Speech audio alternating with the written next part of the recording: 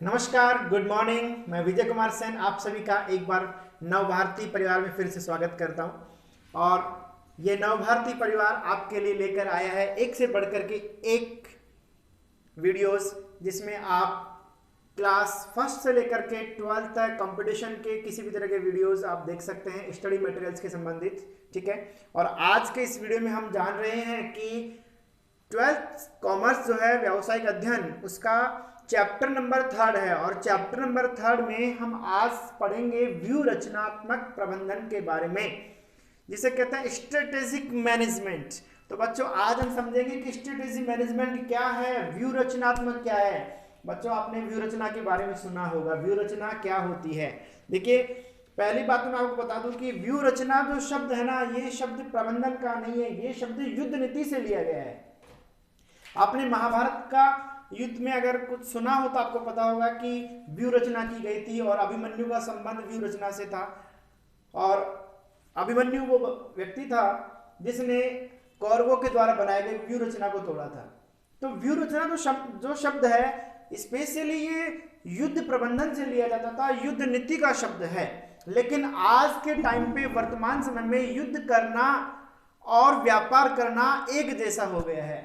क्योंकि व्यापार के अंदर पहले युद्ध जो होते थे वो शस्त्र के युद्ध होते थे, आज युद्ध शस्त्र के नहीं, आज युद्ध शास्त्र के होते हैं। आज जो युद्ध होते हैं वो नीति के होते हैं, कूटनीति के होते हैं, राजनीति के होते हैं और व्यवसाय में कंपटीशन के होते हैं कि हमें कैसे आगे बढ़ना है।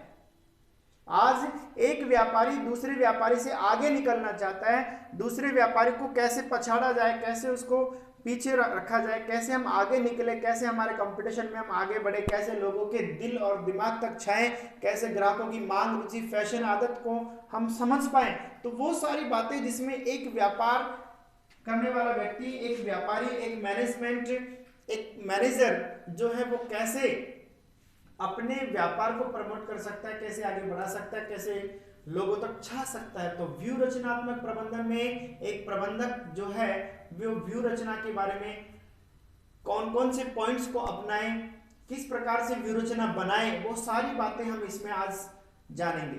तो आइए चलते हैं बिना समय गंवाए और समझते हैं कि ये व्यू रचना प्रबंधन में किन किन बातों का समावेश है। दोनों लैंग्वेज में, बाई लैंग्वेज में यहाँ पर लिखा हुआ है कि व्यू रचनात्मक जो है वो आपके इंग्लिश में। तो आइए चलते हैं स्ट्रेटेजी मैनेजमेंट की ओर। It is a matter of determining the nature of various action, keeping in mind the internal and external component for achieving the objectives of the organisation. देखिए, हमने पीटर ड्रकर का उद्देश्य द्वारा प्रबंध पढ़ा था इससे पहले एमबीओ, और वहां पर ये बताया गया था कि बिना उद्देश्य के कोई काम नहीं होता। सबसे पहले हम उद्देश्य का डिटरमाइन करते हैं, उद्देश्य को निश्चित करते हैं, और यहां पर उन उद्देश्यों को प्राप्त कैसे करना है, उन उद्देश्यों तक पहुंचना कैसे है, उन उद्देश्यों तक पहुंचने की बात की जा रही है ना। तो it is a matter of determining the nature of various actions, keeping in mind the internal and external component for achieving the objects, कि वो जो objects हैं हम उन्हें कैसे अचीव करें, achieving the objectives of the organizations, संगठन के उद्देश्यों को कैसे अचीव किया जाए। According to the US Stanford Research Institute, strategy is a methodology। देखिए, strategy क्या है, तो एक मेथोडोलॉजी है in which the organization uses its main resources and efforts to achieve the objectives in view of the environment। देखिए, इस institute ने बहुत अच्छी डेफिनेशन दी है कि ये एक मेथोडोलॉजी है। स्ट्रेटेजी जो क्या है वो एक मेथोडोलॉजी है। मेथोडोलॉजी मेथड से बना है कि एक प्रकार का मेथड है, ये एक प्रकार का मेथड है। और इस मेथड में हम क्या करते हैं, मेथोडोलॉजी इन विच ऑर्गेनाइजेशन, जिसमें ऑर्गेनाइजेशन जो है वो यूजेस इन मैन रिसोर्सेज, जिसमें वो मैन रिसोर्सेज हैं उनका, और efforts to achieve the objectives. Man resources के द्वारा ये एफर्ट्स किया जाता है, ये प्रयास किया जाता है कि अपने उद्देश्यों को प्राप्त किया जाए अकॉर्डिंग टू एनवायरमेंट, समय के अनुसार, एनवायरमेंट के अनुसार ढाल करके उन रिसोर्सेज से कैसे हम उद्देश्यों को प्राप्त करें। Strategic management means the future direction for the organizations to achieve predetermined objectives. It is about making decisions and implementing those decisions. देखिए इसमें क्या है, पहली बात तो कहिए it is about making decisions, एक तो डिसीजन मेकिंग की बात कर रहे हैं, दूसरी ओर इंप्लीमेंटिंग डिसीजन की बात की जा रही है कि डिसीजन जो है उनको लागू भी करना है, उनको लागू भी किया जा रहा है। Decision making it's a part of planning, it's a part of planning. Decision लेना ठीक है एक अलग बात है, लेकिन उन डिसीजंस को लागू करना ये दूसरी बात है। तो यहाँ पर ऑब्जेक्टिव्स को हमें अचीव करना है, तो अचीव के लिए हमें डिसीजंस को लेना और उनको लागू करना, दोनों अप्लाई करना होगा, दोनों बातों को लागू करना होगा। चलते हैं। According to Stoner and Freeman, ये फ्रीमैन क्या कहते हैं, देखिए खुद तो फ्री हैं, हम भी इनके साथ में फ्री हैं। देखिए strategic management is such A management process which forces an organization to plan strategic and execute those plan। देखिए सबसे पहले plan strategic and execute those plan. अगर देखा जाए तो स्ट्रेटेजी जो है वो क्या है, तो according to me strategy is a secret planning, एक गुप्त योजना जो हमें इंप्लीमेशन करनी है, हमें लागू करनी है और लागू करके हमें हमारे जो ऑब्जेक्टिव्स हैं उन्हें अचीव करना है। ऑब्जेक्टिव्स को कैसे अचीव करना है, ऑब्जेक्टिव्स को अचीव करने के लिए हम जो सीक्रेट प्लानिंग बना रहे हैं और उस प्लानिंग पे काम कर रहे हैं, बस यही क्या, यही व्यू रचना है, यही स्ट्रेटेजी मैनेजमेंट है। अकॉर्डिंग टू गुलिक, गुलिक के अनुसार strategy is a stream of decision making.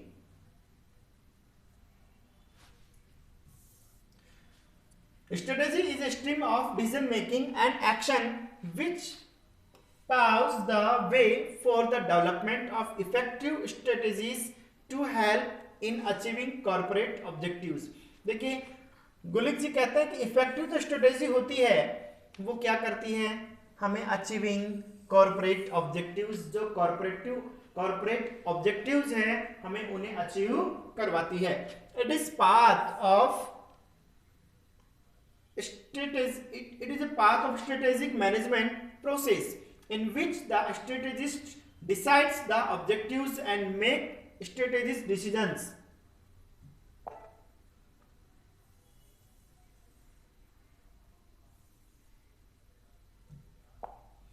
Strategic management क्या है, तो इसके बारे में और देखिए क्या कहा गया है कि it is the path of strategic, it is the path of strategic management process। strategic management process में which is the strategist decide, जो strategist होते हैं, जो भी व्यू रचना बनाने वाले व्यक्ति होते हैं, जो प्लानिंग करने वाले व्यक्ति होते हैं, वो डिसाइड करते हैं द ऑब्जेक्टिव्स को डिसाइड करते हैं एंड मेक स्ट्रेटेजिक डिसीजंस, और व्यू रचनात्मक निर्णय लिए जाते हैं कि उन्हें कैसे अचीव करना है, उन्हें कैसे पूरा करना है।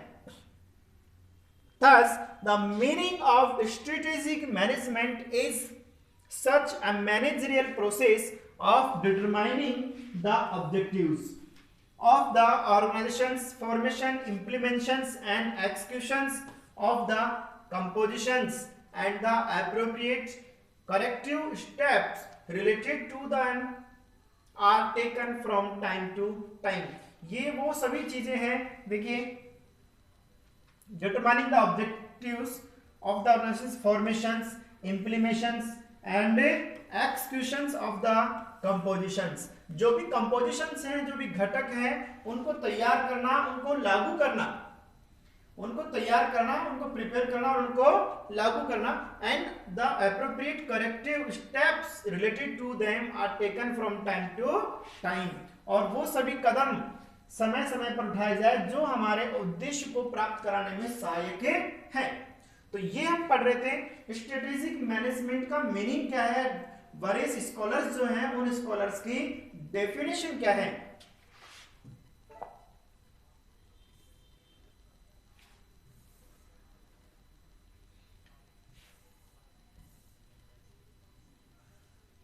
तो आइए चलते हैं, थोड़ा सा इसका जो हिंदी वर्जन है एक बार उसको भी थोड़ा देखते हैं।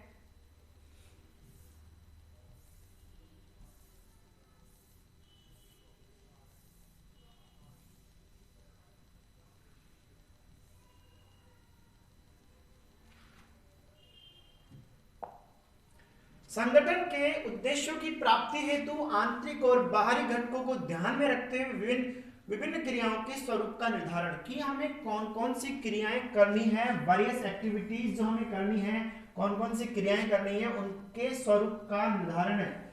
स्वरूप का मतलब कौन सा काम, कौन सी क्रिया कैसे करनी है। क्रियाओं स्वरूप का निर्धारण करना क्या कहलाता है? व्यू रचना कहलाता है। अमेरिका के स्टैनफोर्ड रिसर्च इंस्टीट्यूट के अनुसार व्यू रचना एक ऐसी कार्य प्रणाली है, एक ऐसी प्रोसेस है जिसमें संगठन वातावरण को ध्यान में रखते हुए उद्देश्यों की प्राप्ति हेतु अपने मुख्य संसाधनों और प्रयत्नों का उपयोग करता है। व्यू रचनात्मक प्रबंध का आशय संगठन के लिए पूर्व निर्धारित उद्देश्यों की प्राप्ति हेतु, पूर्व निर्धारित, देखिए जब हम प्लानिंग करते हैं तो प्लानिंग में हम उद्देश्यों का निर्धारण करते हैं। प्लानिंग की प्रोसेस का फर्स्ट पॉइंट जो है वो है डिटरमाइनिंग द ऑब्जेक्टिव्स, उद्देश्यों का निर्धारण। तो यहां पर हम क्या कर रहे हैं, जो उद्देश्य हमने पहले से निर्धारित किए हैं उन उद्देश्यों की प्राप्ति के लिए भावी दिशा के बारे में निर्णय लेने एवं उन निर्णयों को लागू करने से संबंधित है, कि हम उनसे संबंधित जो डिसीजन हमें लेने वो कैसे लेने हैं।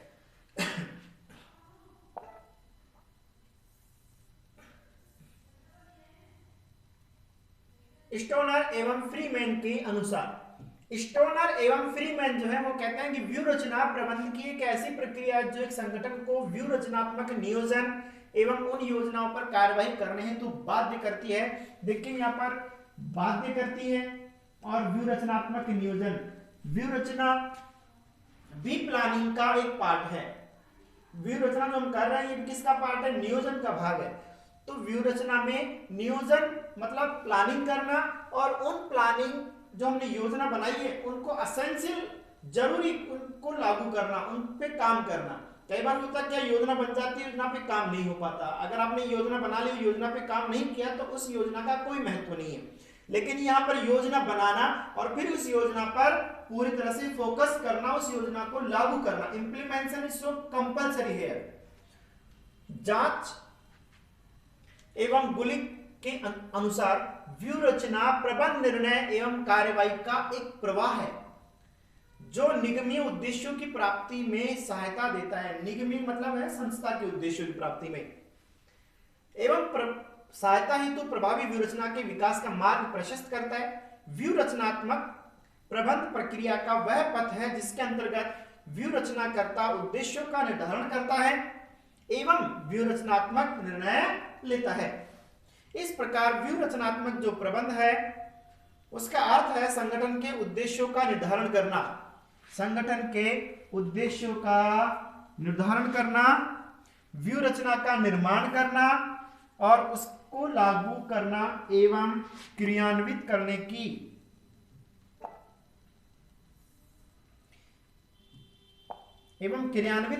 प्रबंध की प्रक्रिया से है। देखिए यहां पर दो चीज मैं आपको बता दूं लास्ट में कंक्लूजन के रूप में, कि हमने दोनों वर्जन इसके पढ़ चुके हैं हिंदी और इंग्लिश के रूप में। लास्ट कंक्लूजन ये कहता है कि व्यू रचना प्रबंधन, दो शब्द है, एक तो है व्यू रचना, दूसरा शब्द है प्रबंधन। व्यू रचना का मतलब क्या है? एक ऐसी योजना बनाना, एक ऐसी रणनीति तैयार करना जिसमें हम हमारे उद्देश्यों को प्राप्त कर सके।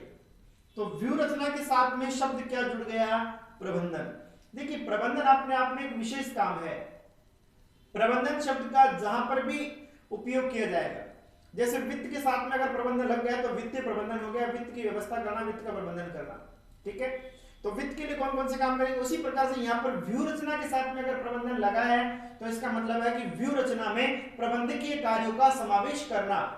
व्यू रचना जो हम कर रहे हैं, जो योजना हम कर रहे हैं, वो योजना तो कर रहे हैं लेकिन उसके अंदर साइंटिफिक मैनर को अपनाते हुए प्रबंधकीय कार्यों का समावेश करना है। नियोजन है, संगठन है, निर्णय है, उन सभी कार्यों का समावेश उसमें कर रहे हैं।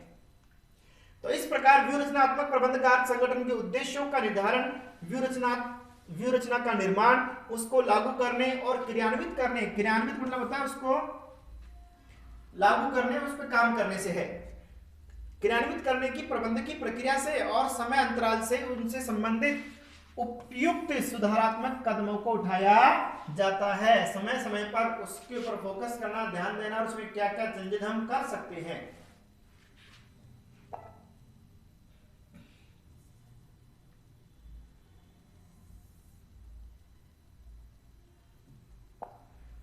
दूसरी जो विशेषता है, दूसरा जो पॉइंट है हमारा वो है व्यू रचनात्मक प्रबंध की विशेषता।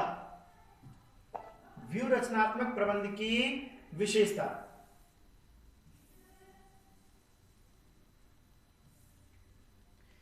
पहली जो विशेषता है व्यू रचनात्मक प्रबंध की, पहली विशेषता है कि औपचारिक प्रबंध की प्रक्रिया, औपचारिक और अनौपचारिक, दो प्रकार की व्यवस्था होती है। औपचारिक का मतलब क्या होता है? औपचारिक का मतलब होता है प्रत्यक्ष रूप से नियम कानून कायदों के द्वारा जब आप किसी व्यक्ति से किसी कार्य से जुड़े होते हैं तो उसे बोलते हैं औपचारिक। तो यहां पर भी ये जो व्यू रचना है वो प्रत्यक्ष, वो डायरेक्ट मेथड है, औपचारिक प्रबंध की प्रक्रिया है।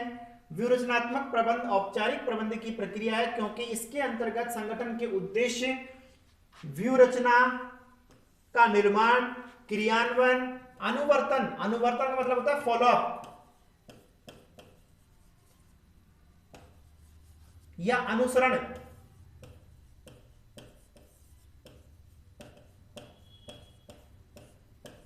ठीक है। क्रियान्वयन, अनुवर्तन, फॉलोअप, उसको देखना काम सही चल रहा है या नहीं चल रहा है। क्रियान्वयन, अनुवर्तन एवं उसके क्रियान्वयन से संबंधित सुधारात्मक कदम उठाए जाते हैं।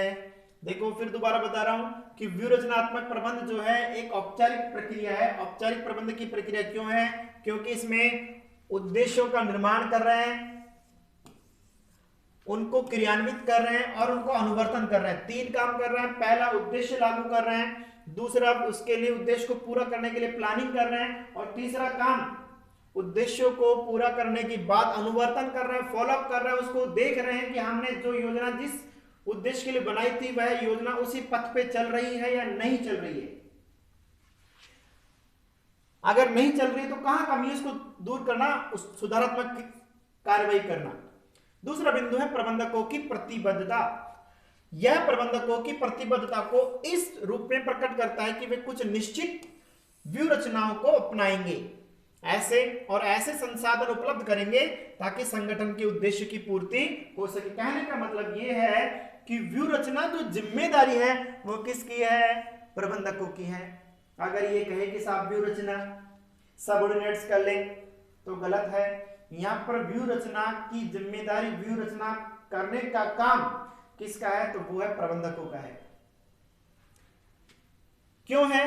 ताकि वो संगठन के उद्देश्यों की पूर्ति कर सके और संस्था के लिए ऐसे संसाधन भी उपलब्ध हो सके जो संसाधन उपलब्ध नहीं है। तो व्यवस्थित प्रक्रिया, थर्ड पॉइंट है व्यवस्थित प्रक्रिया है व्यू रचना।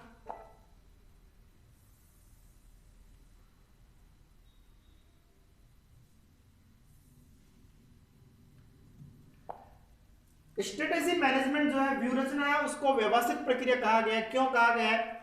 क्योंकि संगठन के पूर्व निर्धारित उद्देश्यों की प्राप्ति के लिए तर्क संगत, एक शब्द लिखा है यहां पर तर्क संगत, आर्ग्यूमेंटिव, तर्क संगत एवं क्रमबद्ध स्टेप बाय स्टेप कदमों का उपयोग किया जाता है। जैसे वातावरण का विश्लेषण, सबसे पहला काम क्या है? वातावरण का विश्लेषण करना, उद्देश्यों का निर्धारण करना, व्यू रचना का निर्माण करना, क्रियान्वयन करना, मूल्यांकन करना और अनुवर्तन। मतलब इसमें कोई भी काम मन गढ़ंत नहीं होता, तुक्केबाजी से नहीं होता, इसमें सारा काम सिस्टमैटिक तरीके से स्टेप बाय स्टेप किया जाता है। इसलिए इसे क्या कहा गया? तर्क संगत कहा गया। और इसमें पहले से जो हमने उद्देश्य निर्धारित कर रखे हैं उनको प्राप्त करने पर बल दिया जाता है। अगला बिंदु है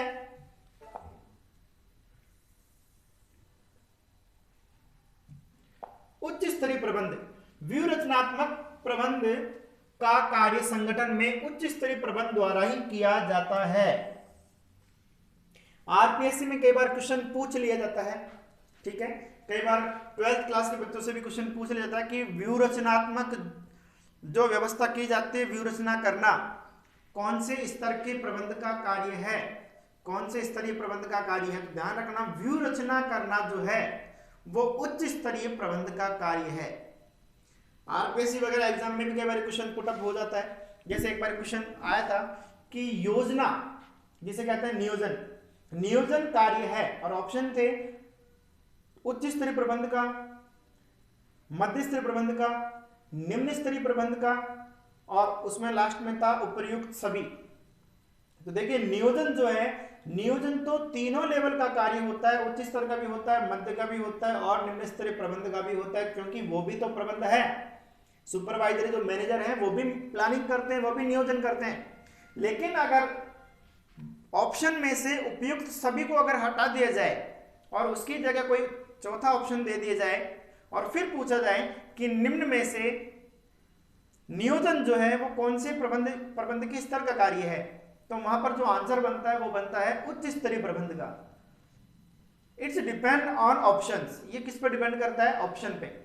अभी जो पैटर्न जो चेंज हुआ है उस पैटर्न के अंदर में, चाहे वो सीबीएसई का हो या आरबीएसई का, उसमें जो आपके ऑप्शन वाले क्वेश्चन ऐड किए गए हैं, तो ऐसी कंडीशन में आप कंफ्यूज करता है कि इसका राइट आंसर क्या होगा। ठीक है, तो ये आंसर बनेगा उच्च स्तरीय प्रबंध। तो व्यू रचना उच्च स्तरीय प्रबंध का ही पार्ट है। इसके लिए वे समग्र संगठन के उद्देश्यों एवं व्यू रचनाओं का विकास करते हैं, परिचालन प्रबंध करते हैं, ऑपरेटिंग मैनेजमेंट कैसे संचालित करना है, प्रशासनिक प्रबंध कैसे व्यवस्था बनाने का विकास करते हैं। क्योंकि ये काम किसका है, उच्च स्तरीय प्रबंध का है।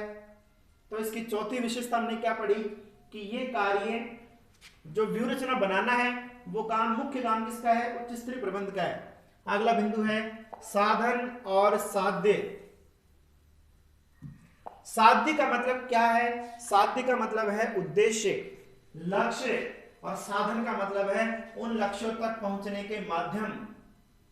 तो व्यू रचना जो है वो लक्ष्य भी है, वो हमारा उद्देश्य भी है, और व्यू रचना वो साधन भी है जो हमें वहां तक पहुंचाएगी।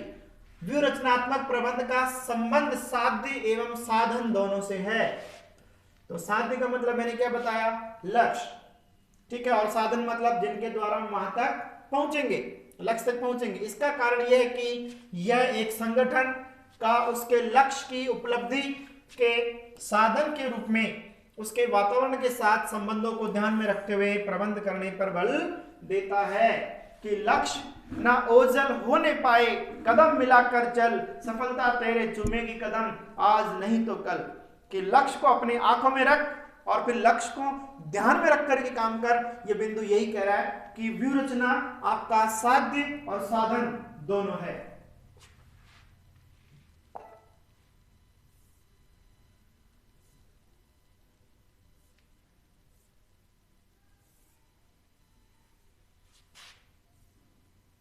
थोड़ा इसका इंग्लिश वर्जन भी देखते हैं एक बार। फॉर्मल मैनेजरियल प्रोसेस, वो का वही बात यहां पर दे रखी है कि मैनेजमेंट स्ट्रेटेजिक मैनेजमेंट है तो वो फॉर्मल मैनेजरियल प्रोसेस है। टू टाइप्स प्रोसेस होती है, फॉर्मल और इनफॉर्मल। इसको फॉर्मल में इंक्लूड किया गया है क्योंकि यहाँ पर स्ट्रेटेजिक मैनेजमेंट जो है फॉर्मल में क्यों, because under it the remedial steps related to the organization's purpose, designs and implementations are taken। Generally यहाँ पर जो प्रबंधक जो है, मैनेजर्स जो हैं, वो फर्म के साथ डायरेक्टली जुड़े हुए हैं और यहाँ पर सीधा उनका संबंध किससे है, पर्पज से है। अभी मैंने थोड़ी देर पहले बात की थी कि डायरेक्ट का मतलब क्या है, फॉर्मल का मतलब क्या है। जब आप किसी भी चीज से, किसी भी व्यक्ति से नियम कानून कायदों के अनुसार प्रत्यक्ष रूप से जुड़े होते हैं तो उसे क्या कहेंगे, फॉर्मल कहेंगे। और यहाँ पर जो मैनेजर्स हैं वो व्यू रचना की प्रक्रिया को पूरा करने के लिए, उसकी रेमेडियल स्टेप्स को लेने के लिए, उसके पर्पस को पूरा करने के लिए डायरेक्ट तौर पर जुड़े होते हैं। Managerial commitment, it manifests the commitment of managers in such a way that they will adopt certain strategies and will provide such resources so that the purpose of the organization can be met। Managers का commitment है, ये जो व्यूहरचना जो है वो किसका commitment है? Managers का। क्यों? क्योंकि वो सक्षम है संगठन के उद्देश्यों को प्राप्त कराने में और संगठन के जो संसाधन है वो भी अवेलेबल करवा सकते हैं। ये एक सिस्टमैटिक प्रोसेस है। मैनेजमेंट एक सिस्टमैटिक प्रोसेस है क्योंकि स्टेप बाय स्टेप होता है। मैनेजमेंट हाई लेवल मैनेजमेंट है, उसका काम है। तो अभी मैंने बात की कि ये जो स्ट्रेटेजी मैनेजमेंट है ये टॉप लेवल मैनेजमेंट या हाई लेवल मैनेजमेंट का काम है। ये मिडिल लेवल या लो लेवल जो मैनेजमेंट है, सुपरवाइजर जो लेवल का मैनेजमेंट है, उसका काम नहीं है।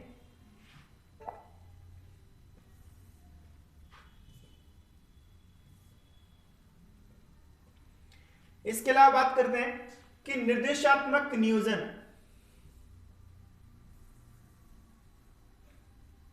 अगली विशेषता है इसकी कि व्यू रचना जो है वो एक निर्देशात्मक नियोजन है। निर्देशात्मक नियोजन क्या है?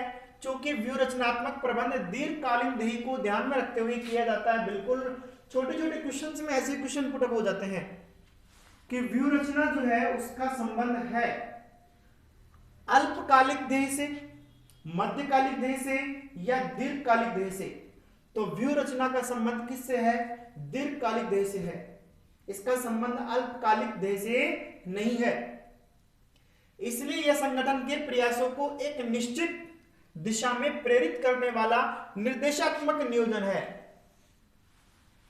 निर्देश देने वाला। अतः इसमें संगठन के मार्गदर्शन हेतु नीतियों का निर्माण करते हैं। अल्पकालीन एवं दीर्घकालीन उद्देश्यों की स्थापना की जाती है और व्यूहरचना का निर्माण किया जाता है ताकि संगठन के उद्देश्यों को प्राप्त किया जा सके। देखिए काफी सारे छोटे छोटे अल्पकालिक उद्देश्य मिलकर के एक बड़ा दीर्घकालिक उद्देश्य बनता है। ठीक है, तो यहाँ पर जो निर्देशात्मक नियोजन इसलिए कहा गया है क्योंकि इसमें अल्पकालिक और दीर्घकालिक दोनों तरह के उद्देश्यों की स्थापना की जाती है। अगला बिंदु, गतिशील प्रक्रिया। व्यूहरचना एक गतिशील प्रक्रिया। देखिए ये जो पॉइंट नंबर 7 आप जो विशेषता पढ़ रहे हैं ये प्रबंध की विशेषता है। कुछ बिंदु ऐसे हैं जो हेरिडिटी की तरह, वंशानुगत की तरह चले आते हैं।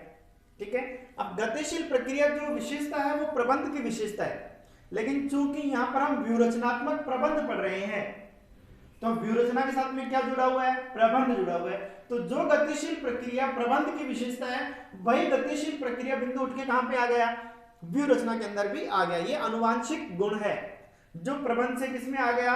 व्यूहरचना में आ गया। व्यूहरचनात्मक प्रबंध एक गतिशील प्रक्रिया है क्योंकि संगठन के बाहर विभिन्न क्षेत्रों में बदली परिस्थितियों के अनुसार व्यावसायिक उद्देश्यों, नीतियों, निर्णयों एवं मूल्यांकन में परिवर्तन किया जाता है। गतिशील प्रक्रिया का मतलब यही है कि changing is the first rule of the nature of the world. दुनिया का पहला नियम है बदलाव, परिवर्तन संसार का पहला नियम है और संसार के जो बदलते वातावरण के अनुसार अपने आप को एडजस्टमेंट करना, जैसा समय, देश, काल, परिस्थितियां हैं उसके अनुसार बदल करके अपने आप को स्टैंड अप करना, यही गतिशील प्रक्रिया कहलाता है। यही नहीं, इसकी आवश्यकता संगठन के साथ विभिन्न हित समूहों तथा संगठनों के हित के कारण भी होती है। अगला बिंदु है भविष्योन्मुखी प्रक्रिया। तो भविष्योन्मुखी का मतलब क्या है? आपको पता है यहाँ पर मैंने बताया था कि व्यूहरचना किसका पार्ट है? व्यूहरचना प्लानिंग का पार्ट है। व्यूहरचना जो है वो नियोजन का भाग है और नियोजन जो है उसका संबंध किससे है? भविष्य से। व्यूहरचना भी एक नियोजन है और योजना कोई सी भी हो, हम योजना बनाते हैं किसके लिए बनाते हैं? भविष्य के लिए बनाते हैं। ठीक है, पास्ट के लिए तो बनाते नहीं। पास्ट को आधार बना करके फिर भविष्य के लिए तैयार की जाती है योजनाएं, इसलिए इसे क्या कहा गया? भविष्योन्मुखी। मतलब संस्था को भविष्य की ओर अग्रसर करने वाली। व्यूहरचनात्मक प्रबंध भविष्योन्मुखी प्रक्रिया क्योंकि इसके अंतर्गत भावी घटनाओं, अवसरों चुनौतियों एवं खतरों आदि का अनुमान लगाया जाता है। इसके अतिरिक्त इनके अनुसार व्यूह रचनाओं का निर्माण तथा क्रियान्वयन द्वारा किया जाता है। इस संबंध में पियर्स एवं रॉबिन्सन ने कहा है कि ये पियर्स नहाने वाला साबुन नहीं है भाई, ध्यान रखना, ये स्कॉलर का नाम है। पियर्स एवं रॉबिन्सन ने कहा है कि प्रबंधकों द्वारा अपने प्रतिस्पर्धी वातावरण के लिए अंतर क्रिया हेतु अपनाई गई बृहत भविष्योन्मुखी योजना है। हाँ, आखिरकार ये शब्द आ ही गया, प्रतिस्पर्धी वातावरण के लिए, अपने कंपटीशन में आगे निकलने के लिए अपनाई गई कैसी प्रक्रिया है? भविष्योन्मुखी योजना है।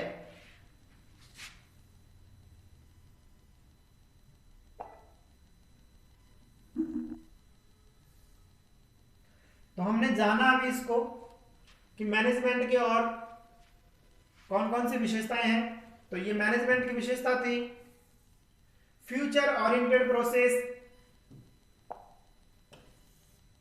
कि जो व्यू रचना है वो व्यू रचना कैसी प्रोसेस है? फ्यूचर ओरिएंटेड प्रोसेस है, भविष्य की ओर ले जाने वाली भविष्योन्मुखी प्रक्रिया है। ठीक है, क्योंकि इसका संबंध किससे है? इसका संबंध फ्यूचर से है। डायनेमिक प्रोसेस है, गतिशील प्रक्रिया है। डायनेमिक क्यों है? क्योंकि सब कुछ क्या है? चेंजेबल है, और चेंजेबल एनवायरनमेंट में अपने आप को चेंज करके स्टैंड अप करना, अपने आप को बनाए रखना। जैसे गर्मी के मौसम से सर्दी के मौसम में परिवर्तन होता है, तो परिवर्तन हुआ तो सर्दी के मौसम आते ही हमें गर्म कपड़े पहनने शुरू कर देते हैं। सर्दी से जो ही गर्मी का मौसम आता है तो हम वापिस वाले कपड़े पहनने शुरू कर देते हैं। तो जिस प्रकार का वातावरण होता है उसी प्रकार के वातावरण में ढलना।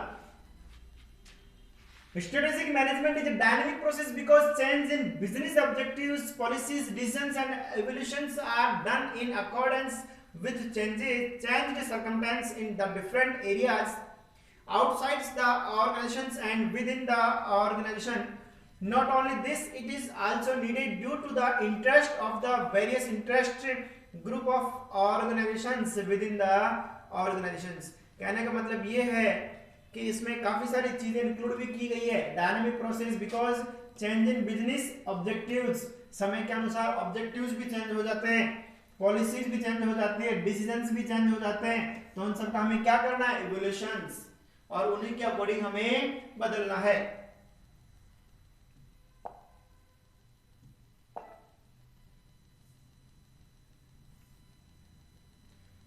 अब आगे बात करते हैं व्यू रचना प्रबंध के महत्व की बात करते हैं कि इसकी इंपॉर्टेंस क्या है।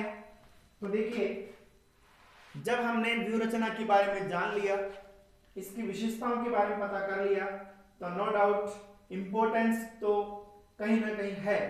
बिना इंपॉर्टेंस के तो इसको शायद सब्जेक्ट में शामिल नहीं करते, हम इसको एप्लीकेबल नहीं करते, इसको लागू ही नहीं करते। ठीक है, तो इन सब बातों को हमने जाना कि व्यू रचना क्या है और इसकी विशेषता क्या क्या है। उसके बाद में इंपॉर्टेंस तो क्लियर ऑटोमेटिकली हो रही है। तो चलिए एक बार फिर भी इसका अध्ययन करते हैं कि इंपॉर्टेंस क्या है।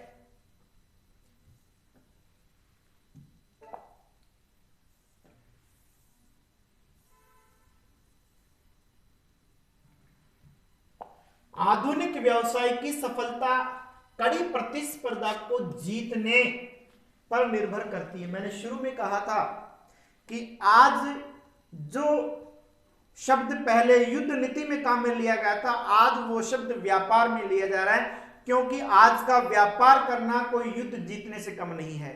आज व्यापार करो या युद्ध लड़ो, युद्ध लड़ना आसान है बल्कि व्यापार करना मुश्किल है, क्योंकि युद्ध में तो फिर भी हमारा प्रतिस्पर्धी हमारे सामने खड़ा हुआ है, लेकिन व्यापार में तो हमें नहीं पता कि कितने लोग हमारे सामने डायरेक्ट और कितने लोग हमारे इनडायरेक्ट खड़े हुए हैं, जो हमारे व्यापार को कम करने के लिए, जो हमारे व्यापार को पीछे हटाने के लिए दिन रात प्लानिंग किए जा रहे हैं। तो उनसे कैसे हमें लड़ना है।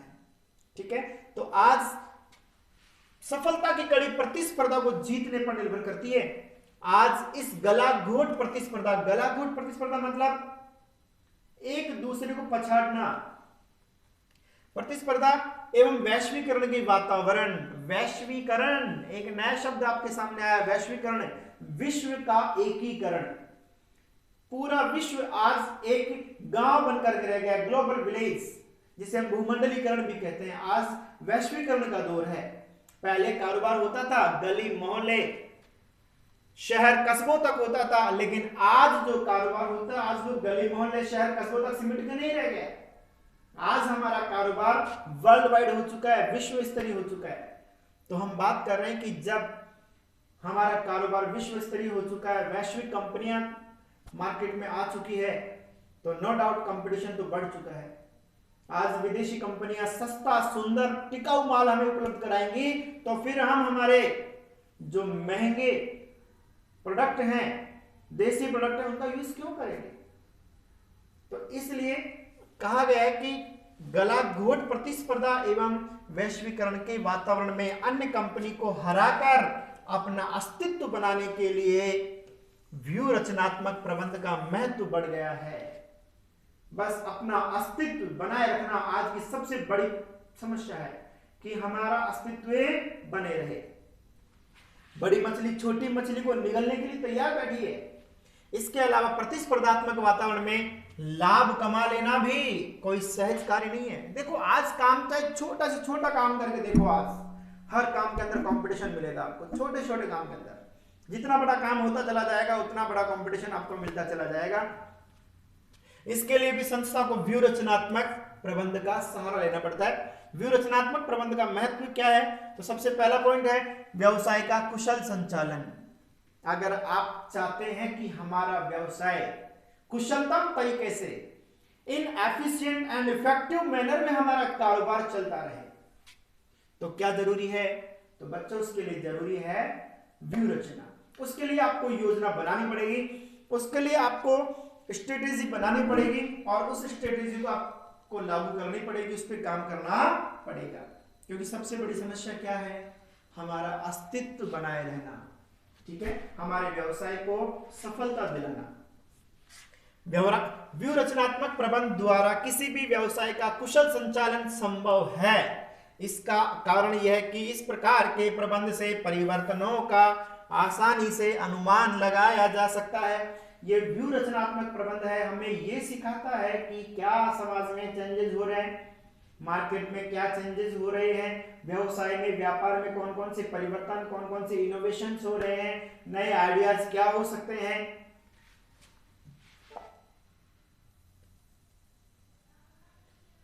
परिवर्तनों का आसानी से अनुमान लगाया जा सकता है, नए अवसरों का लाभ उठाने के लिए नवाचार किया जा सकता है, और भविष्य का अनुमान लगाते हुए व्यावसायिक जोखिमों को कम किया जा सकता है। दूसरा बिंदु है उद्देश्यों की स्पष्टता। बिल्कुल सही, व्यू रचनात्मक प्रबंध हमें हमारे ऑब्जेक्टिव से रूबरू करवाता है, मिलवाता है, हमारे को ये बताता है कि आपका उद्देश्य ये है और उन उद्देश्यों के अनुसार हमें काम करना है।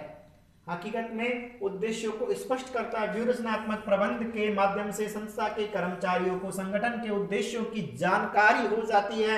जानकारी हो जाती है, जानकारी बोलो कौन सी कारी, जानकारी हो जाती है, ताकि वे उनका अनुसरण कर सके, उद्देश्यों की प्राप्ति हेतु प्रेरित हो सके। यस, अगर आपको उद्देश्यों के बारे में पता है तभी तो मोटिवेट किया जा सकता है। आपको उद्देश्यों के बारे में पता नहीं तो आपको मोटिवेट कैसे कर सकते हैं, आप मोटिवेट हो ही नहीं सकते। इस प्रकार कर्मचारियों को यह ज्ञात हो जाता है कि संस्था उनसे क्या आशा कर रही है और संगठन कहां जा रहा है। वातावरणीय चुनौतियों का सामना,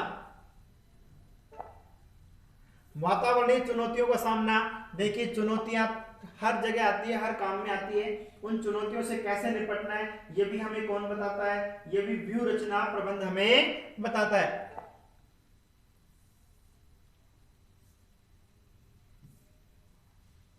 इसके अलावा कर्मचारियों सर्वश्रेष्ठ निर्णय लेने में सहायता करता है। अगर हमें क्या लेना है, अगर हमें डिसीजन लेना है, अगर हमें क्या लेना है, डिसीजन, तो व्यू रचना हमें डिसीजन लेने में भी क्या करता है, सहायता करता है। क्यों? क्योंकि व्यू रचना में क्योंकि व्यू रचना प्रबंध सर्वश्रेष्ठ निर्णय लेने में सहायता करता है, क्योंकि वह उन्हें आवश्यक तत्व, समंग और सूचनाएं उपलब्ध करवाता है। अरे योजना बनाई जाती है तो योजना ऐसे नहीं बनती, योजना बनाने से पहले इंफॉर्मेशन कलेक्ट की जाती है और उन इंफॉर्मेशन का रिसर्च किया जाता है, उन पर देखा जाता है कि इनमें कितनी सत्यता है। तो आवश्यक तत्व, समंग और सूचनाएं उपलब्ध कराता है हमें कौन? व्यू रचना प्रबंध। संस्था की मुख्य समस्या क्या है उसकी जांच में सहायता करता है। महत्वपूर्ण निर्णय लेने का व्यवस्थित तरीका है, यह सर्वोत्तम विकल्प को दर्शाता है। प्रबंधकों को भविष्य की सोचने हेतु बाध्य करता है कि सोचो फ्यूचर के बारे में। जो व्यक्ति अपने भविष्य के बारे में नहीं सोचता वह संसाधनों का सर्वोत्तम उपयोग भी नहीं कर सकता। संगठन की योग्यता एवं क्षमता में वृद्धि करता है।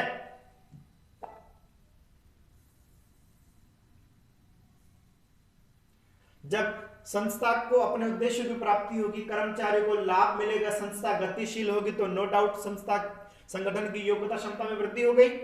कर्मचारियों को अभिप्रेरण, जब संस्था अपने उद्देश्यों को पूरा करेगी, लक्ष्य का स्पष्टीकरण हो जाएगा तो कर्मचारियों को मोटिवेशन भी मिलेगा, पुरस्कार मिलेंगे कर्मचारियों को, कर्मचारी द्वारा प्रशंसा की जाती है। अभिप्रेरणा में व्यू रचनात्मक प्रबंध द्वारा व्यू रचनात्मक नियोजन में नीति आवश्यक कदमों में उद्देश्यों और लक्ष्यों को स्पष्टीकरण होता है कि हमें करना क्या है। जब कर्मचारियों को पहले से ये पता है कि हमें ये करना है तो उन्हें बताने की आवश्यकता नहीं पड़ती। और परिवर्तनों के प्रतिरोध में कमी, देखिए जब भी कोई परिवर्तन होता है तो अक्सर एक आदत होती है मानव जाति की कि वह उन परिवर्तनों का विरोध करता है, जबकि जरूरी नहीं कि परिवर्तन सदैव बुरे ही हो। हर परिवर्तन कुछ अच्छाई भी लेके आता है, कुछ बुराई भी लेके आता है, बशर्ते आपके देखने का विजन होना चाहिए कि आप उसमें अच्छाई देख रहे हैं या आप उसमें बुराई देख रहे हैं। तो अक्सर कर्मचारी जो है वो जो परिवर्तन होता है उस परिवर्तन का विरोध करते हैं और पुराने वाला जो रवैया है उसमें ढले रहना चाहते हैं। लेकिन आपने नियोजन किया है, आपने योजना बनाई है, आपने व्यू रचना बनाई है, तो कर्मचारियों को उस योजना के माध्यम से ढलना पड़ेगा और वो होने वाले परिवर्तनों का विरोध नहीं करेंगे। तो यह प्रतिरोध में कमी लाता है कि कर्मचारी प्रतिरोध मतलब जो परिवर्तन हुआ है उनका विरोध भी नहीं करते और आसानी से उन परिवर्तनों को लागू किया जा सकता है। तो ये बोले गोविंद भगवान की जय। तो हम बात कर रहे थे व्यू रचना के बारे में, आप पढ़ रहे थे व्यू रचना प्रबंध के बारे में, ठीक है। तो बच्चों उम्मीद करता हूं कि आपको बिल्कुल समझ में आया होगा। अधिक से अधिक इस वीडियो को लाइक शेयर करना न भूलें, ठीक है। फिर मिलेंगे अगले वीडियो में इसी समय, तब तक के लिए नमस्कार, जय हिंद, जय भारत।